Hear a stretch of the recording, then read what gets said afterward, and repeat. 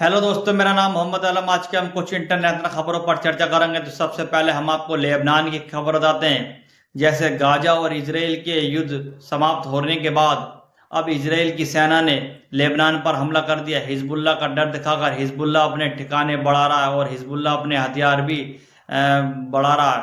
उसी का डर दिखाते हुए लेबनान पर इजराइल की सेना ने हमला कर दिया और ये आरोप लगाया कि जो हिजबुल्लाह और इजराइल के बीच में युद्ध विराम समझौता हुआ था, उसका डर दिखाकर ये उल्लंघन कर रहा है। हिजबुल्लाह अपने हथियार बढ़ा रहा है। उसी को देखते हुए इजराइल की सेना ने हमला कर दिया।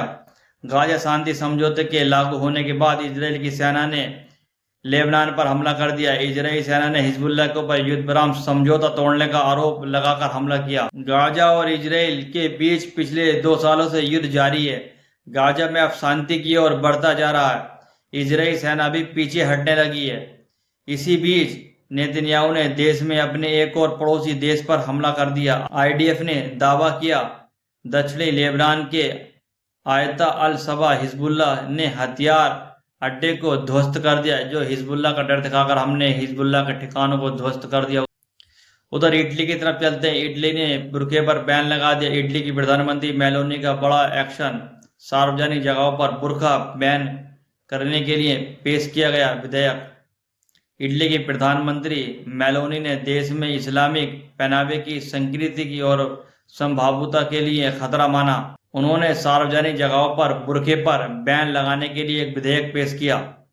इटली की प्रधानमंत्री मेलोनी ने देश में इस्लामिक पहनावे के खिलाफ सख्त एक्शन की तैयारी कर ली।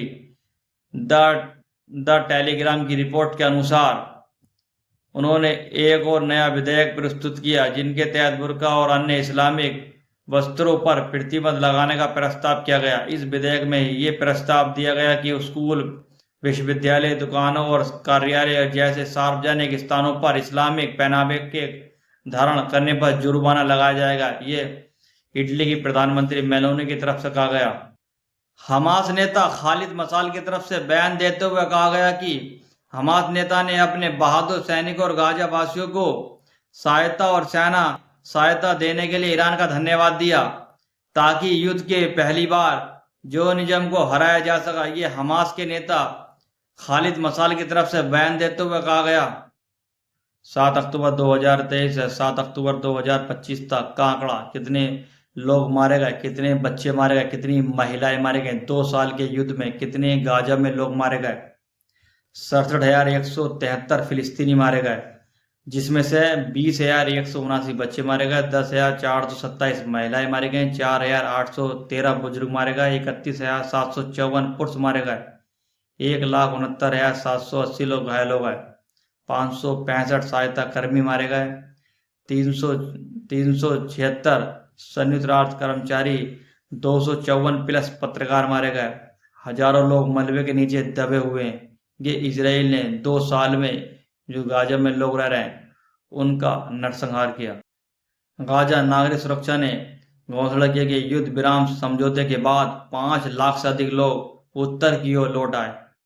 रूस के राष्ट्रपति पुतिन ने बयान देते हुए कहा कि गाजा में जो सीज फायर हुआ है, शांति समझौते के बाद अगर गाजा में कोई समस्या उत्पन्न होती है तो रूस मदद करने के लिए तैयार है। उन्होंने ट्रंप की शांति योजना का समर्थन करते हुए कहा कि मुख्य मुद्दा फिलिस्तीनी राज्य की स्थापना है और रूस की भागीदारी अहम होगी। हमारे फिलिस्तीनी मित्रों का हम पर भरोसा है। ये रूस की तरफ से बयान देते हुए कहा गया। मिस्र के राष्ट्रपति की तरफ से बयान देते हुए कहा गया कि हम संयुक्त राष्ट्र सुरक्षा परिषद के माध्यम से गाजा समझौते की अंतर्राष्ट्रीय वैधता प्रदान करने के महत्व पर बल देते हैं। हम गाजा पट्टी में अंतर्राष्ट्रीय बलों को तैनात करने की आवश्यकता पर बल देते हैं। हम गाजा में शीर्ष और पुनर्निर्माण के लिए एक अंतर्राष्ट्रीय सम्मेलन आयोजित करने का इरादा रखते हैं। इस रिपोर्ट में फिर कोई नई रिपोर्ट के साथ हाजिर होते हैं।